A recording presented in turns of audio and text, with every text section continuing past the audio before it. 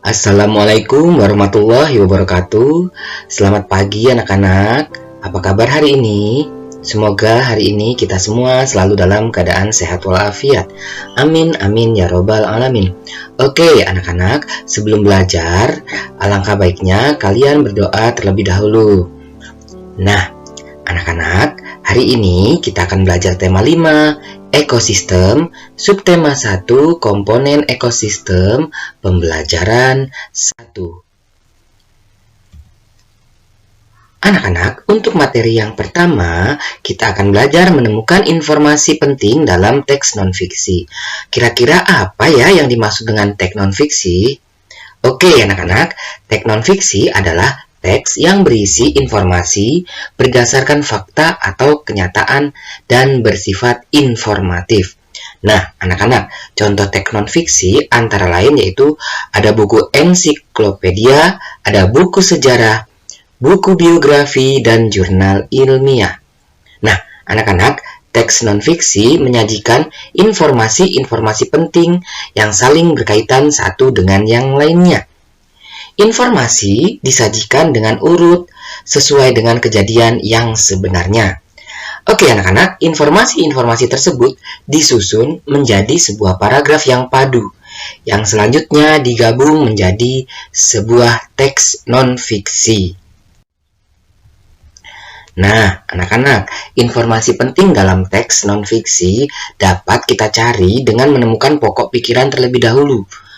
Oke, pokok pikiran adalah ide utama dari sebuah paragraf. Anak-anak, pokok pikiran dapat berada di awal, akhir, atau awal dan akhir sebuah paragraf. Lalu, untuk menemukan pokok pikiran teks non-fiksi, kalian perlu membaca teks secara keseluruhan. Kemudian kalian tentukan kalimat utama masing-masing paragraf dalam teks tersebut. Selanjutnya, kalian rumuskan pokok pikiran yang terdapat pada kalimat utama tersebut. Lalu, langkah selanjutnya yaitu setelah menemukan pokok pikiran adalah menggali informasi penting dengan menjawab pertanyaan berdasarkan teks yang sudah kalian baca. Nah, jawaban dari pertanyaan hendaknya berkaitan dengan teks bacaan tersebut.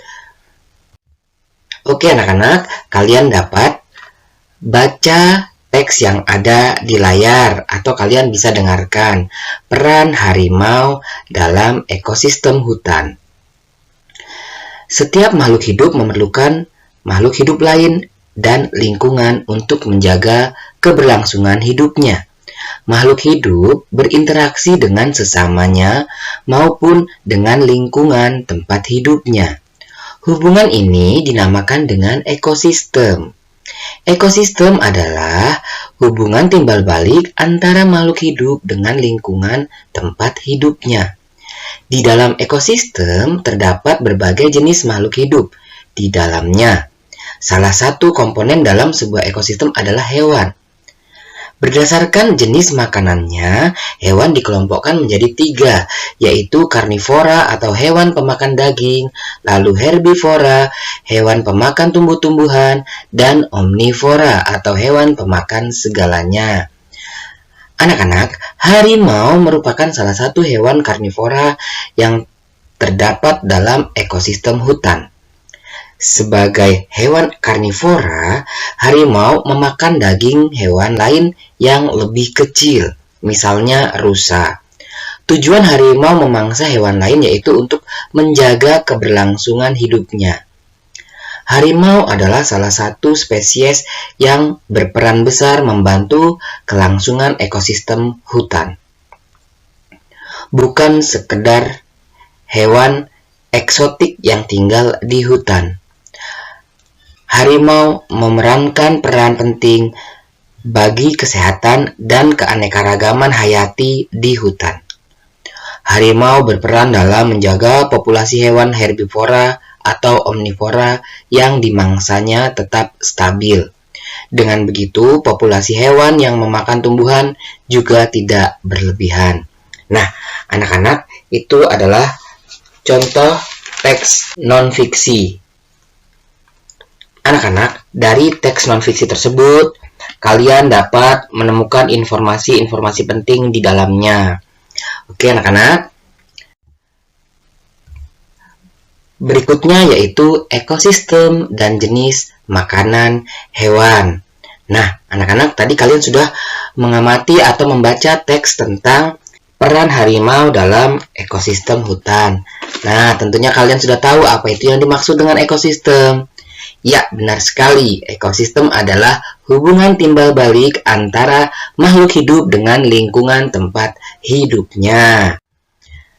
Anak-anak, komponen penyusunan ekosistem dibagi menjadi dua, yaitu ada komponen biotik atau makhluk hidup dan komponen abiotik atau makhluk tak hidup.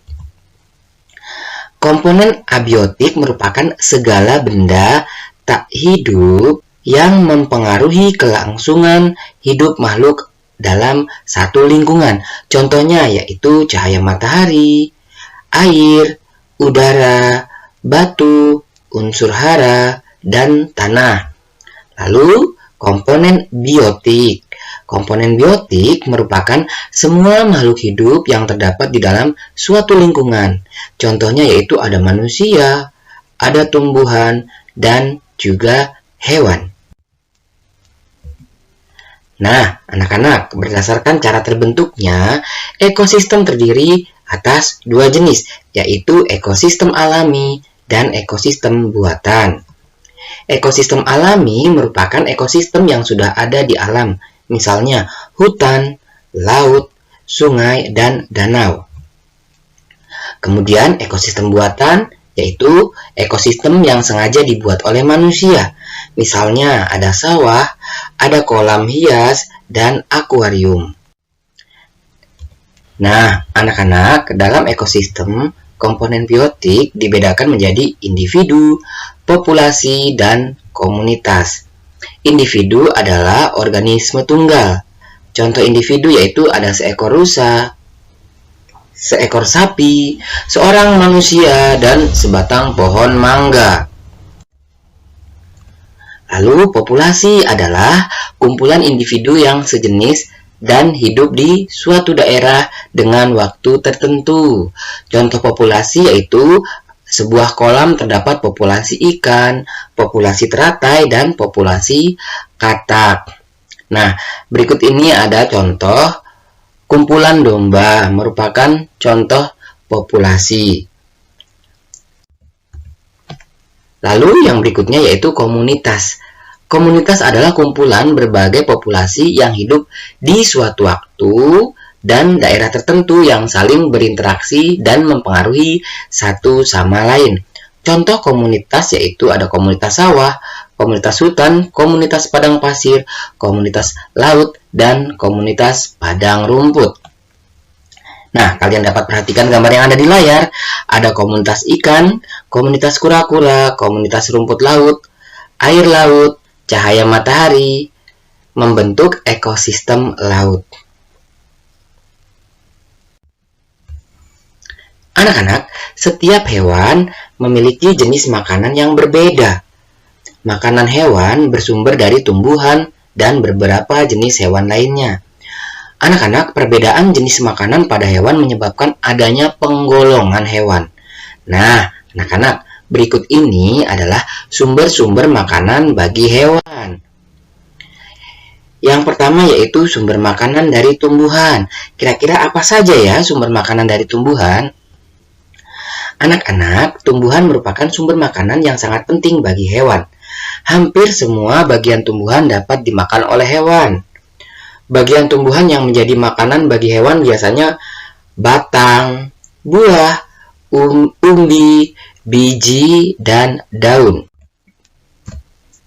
Oke, yang pertama batang. Nah, anak-anak, batang tumbuhan juga dapat menjadi sumber makanan bagi hewan. Tumbuhan yang dapat dimakan batangnya diantaranya ada padi, ada jagung, ada bambu. Nah, hewan memakan batang padi dan jagung, misalnya ada sapi, ada kambing, dan kerbau. Adapun hewan yang memakan batang bambu muda yaitu contohnya adalah panda seperti gambar yang terdapat di layar. Lalu yang berikutnya yaitu buah. Anak-anak, banyak hewan yang memakan buah-buahan. Hewan yang memakan buah-buahan misalnya ada kera, ada kelelawar, ada monyet, ada burung jalak, dan burung beo. Nah, buah-buahan yang menjadi makanan hewan misalnya ada mangga, ada jambu, ada pisang, dan juga ada pepaya. Nah, kalian juga dapat perhatikan gambar di layar. Itu adalah contoh burung beo yang sedang memakan buah.